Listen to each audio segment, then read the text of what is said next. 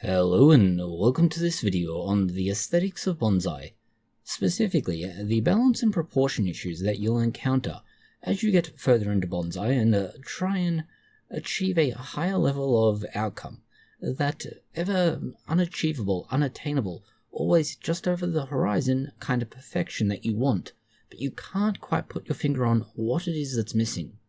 Okay, we are overstating things by a wide margin. But bonsai aesthetics do represent a rather difficult synthesis of horticulture, art, and philosophy. It is all centered on cultivating miniature trees that evoke some degree of grandeur, resilience, and impermanence of nature in scale. While the practice does involve precise techniques like wiring, pruning, and repotting, its core lies in creating a living sculpture that appears timeless, yet entirely natural, as if nature has been plucked out of reality and perfectly scaled down and held in situ for all of time and in all elements. The focus, therefore, is on balance and proportion. This has to be the foundation, because without these two aspects, nothing else will follow or make sense. Having the right proportion and the right balance ensures the tree will convey stability, age, and harmony without looking artificial or contrived, which, given what bonsai is somewhat ironic. The historical origins of early development of bonsai aren't from Japan. That's basically where it is now, but it comes from an earlier art form, let's call it, called penjing or penzai from China. In this scenario, it was more akin to a landscape or a diorama, rather than the individual tree, which is what we see with bonsai in Japan. And we can say that it goes back at least 200-ish BCE, or before Common Era, and more definitive evidence from at least 700 Common Era. These were, as mentioned, often combined with other features, water, rocks, figurines, and so on, to create a landscape. The trees were meant to be harmonious, but also represent, let's say, humanity and the cosmos, our interaction with the wider world, being grossly influenced by the Taoist ideas of nature's balance. Early Chinese practitioners effectively did the same thing as we do with Yamadori today, which is to collect trees from the wild, mostly from mountains where they were stunted by harsh conditions, and then they were developed from there. Buddhist monks and, to an extent, imperial envoys took these across Japan in the 6th and 7th centuries. This was the Nara or early Heian periods, initially as religious or curiosities symbolizing the outdoors-indoors, but by the Kamakura period, roughly the late 1100s to the 1300s, the practice had taken root in Japan in its own right. This is where it was adapted and refined into what we now call bonsai. The Japanese culture emphasized the minimalism and the tree itself rather than the more elaborate landscape, which stripped away the excess of this to focus on a single specimen and sometimes a smaller grouping of them.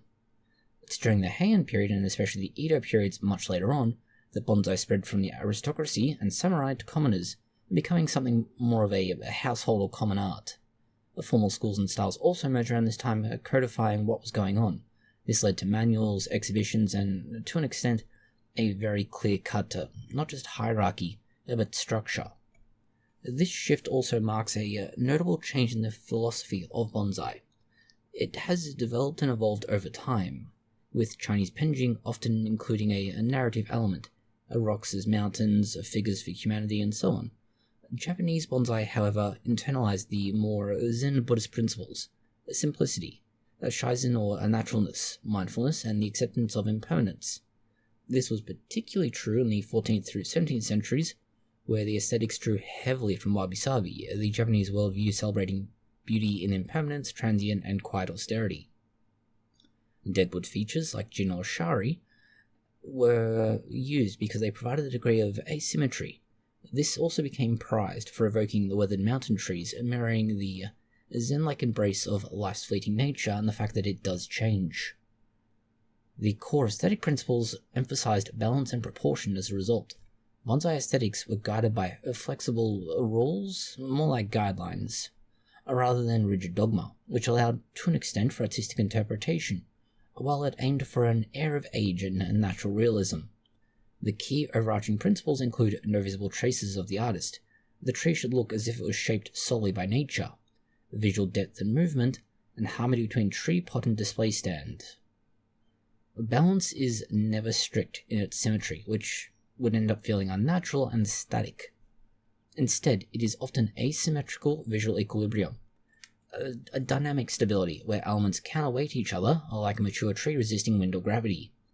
When you put your tree into a composition, it often forms a implicit triangle, a base at the roots, side along branches, and then the apex at the top. Eventually, you get what is effectively a triangle.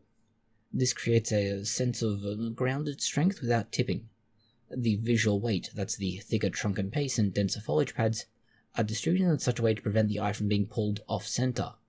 In styles like informal uprights or the Myogi, the trunk's gentle curves are balanced by opposing branches, ensuring the apex returns roughly over the root base for stability in the end. Of course, you then have the apex branch, which can be a little bit funny, but a tangent.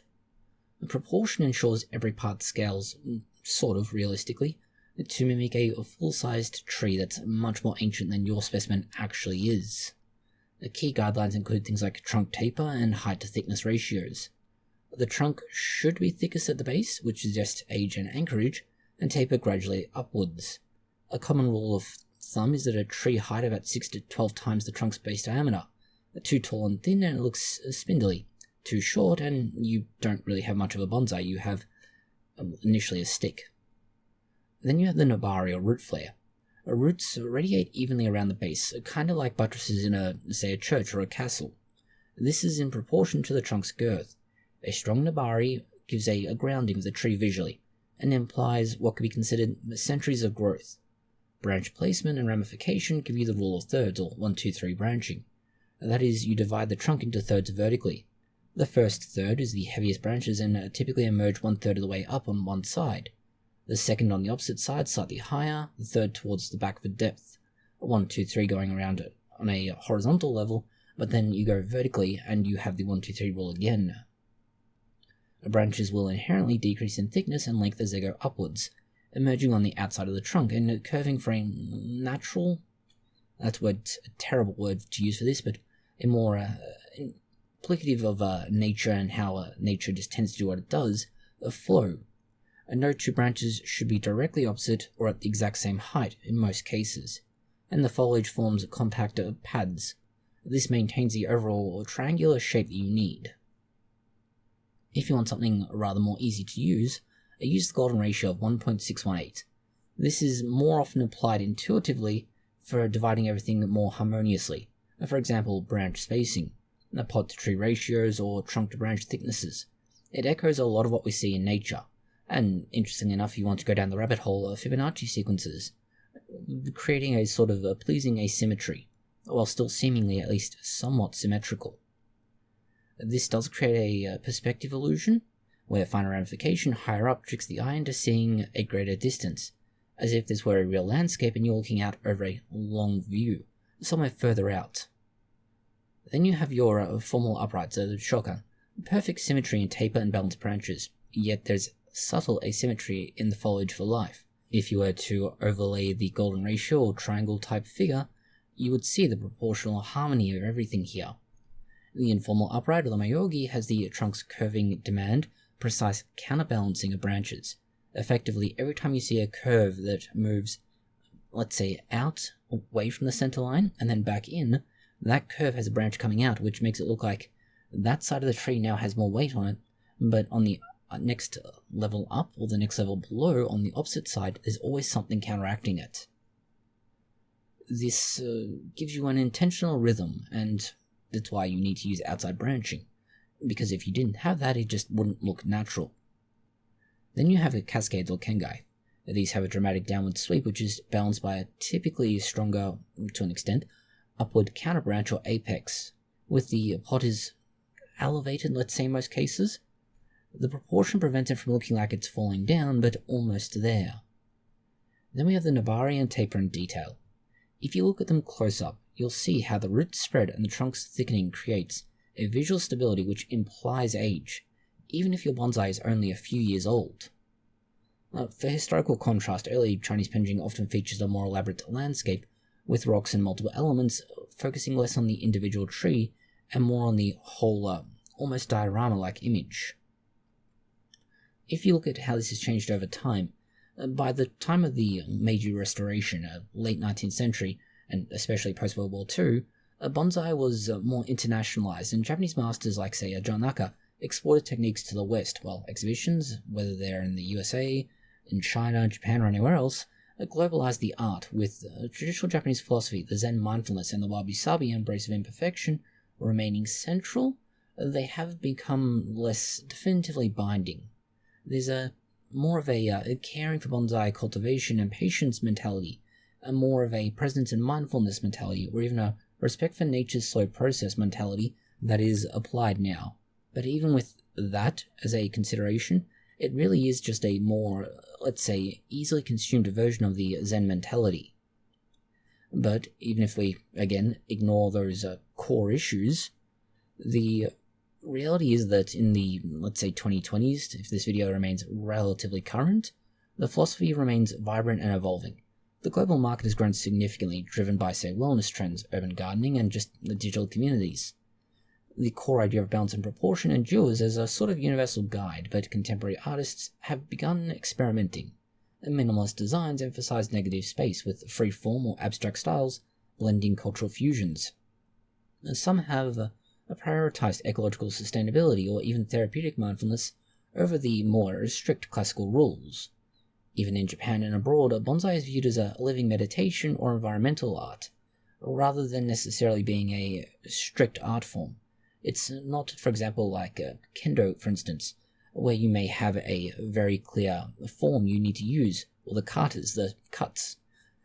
Whereas in bonsai, it's much more flexible, it's much more personal, much more independent, and much more your unique thing, which does significantly more reflect modern values, like soil living amid a digital overload environment, incredibly difficult boss, or just having a massive workload, or possibly owing significant amounts of money to the tax office. Yet, despite all this, the essence persists. You're not looking for artificiality, just something that's harmonious and proportioned that gives you a, if not outright, a subtle whisper of an ancient forest, something that's been plucked out of the environment where it was happily going once, and now you can look at it and think, wow, that's what nature is. Overall, bonsai aesthetics particularly rely on and emphasize balance and proportion. It tries, and as we have in this video, to distill millennia of cultural ideas, wisdom, even education to an extent, into something that's much more easily digested, quicker, something portable almost. Humans trying to humbly collaborate with nature, crafting beauty from restraint, imperfection, and time. But whether you're working a centuries-old Japanese pine or a beginner's first juniper, each is going to require you contemplate some of your decisions. They're going to have to be, let's say, a careful consideration of the equilibrium, the balance.